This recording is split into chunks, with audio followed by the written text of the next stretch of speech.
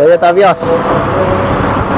Model ni memang ramai orang minat sebab model ni ada yang enjin sama dengan dugong, ada enjin baru. Apa beza dia? Untuk model yang belum ada daytime lighting macam ni, yang ni semua enjin yang enjin lama. Means enjin dia masih gearbox 4 speed auto. So model ni yang paling lasak lah sebenarnya. Untuk variant apa orang panggil Keli untuk variant Keli, yang ni variant paling lasak.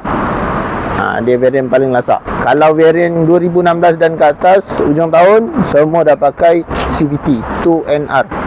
Yang tu ada sikit kurang sikit lah. Yang ni enjin dia 1NZ.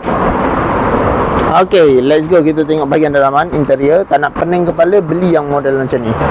Dia tak ada masalah gearbox lah. Nampak tu dekat situ dia tulis apa?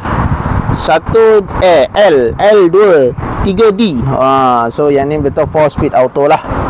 Interior dia bersih macam ni.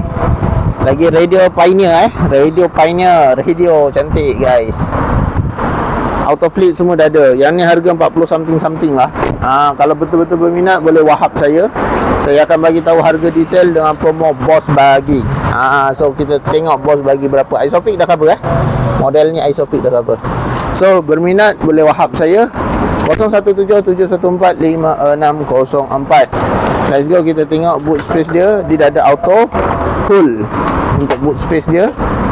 Pakai remote dah boleh buka. So nampak carpet semua original lah. Kereta cantik.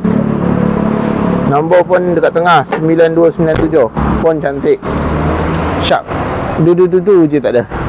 So berminat boleh wahab saya 0177145604. Nombor pada bahagian description. Okay, bye bye. Assalamualaikum.